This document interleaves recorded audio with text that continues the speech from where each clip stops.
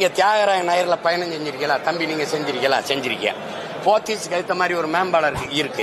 அந்த மேம்பாலத்துக்கு பேர் என்ன? அன்பழகன். யார் அந்த அன்பழகன்? ஜே அன்பழகன். யாரு? மாவட்ட செயலாளர், சட்டமன்ற உறுப்பினர். மக்கள் காசுல அவ்வளவு பெரிய மேம்பாலத்தை தலைநகர்ல ஒரு வணிக நகர்ல கட்டி ஜே அன்பழகன் அந்த வைக்கிறீங்களே, இது யாருடைய அடையாளம்?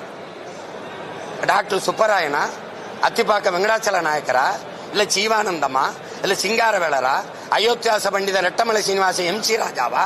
எந்த பெருமையும் எங்களுக்கு இல்லையா? எதுக்கு நீ அவர் பேர் வைக்கிற? எதுக்கு வைக்கிற நீ? உன் மாவட்ட செயலாளர், சட்டமன்ற உறுப்பினர்கள் மேம்பாலம், இதெல்லாம் சேட்டை தானே? சொல்லுங்க.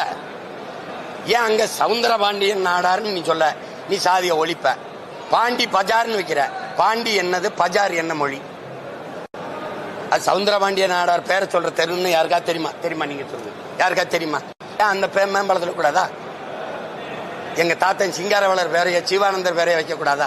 கக்கன் பேரு, காமராஜர் பேரு, முத்துராமலிங்கத்தோர் பேரைய வைக்க கூடாதா? சொல்லுங்க, நீங்க சொல்லுங்க. ஏன் செக்கெழுத்த செம்மல் வாவு சிதம்பரனாரை விட இந்த ஜே அன்பழகன் பெரியவரா?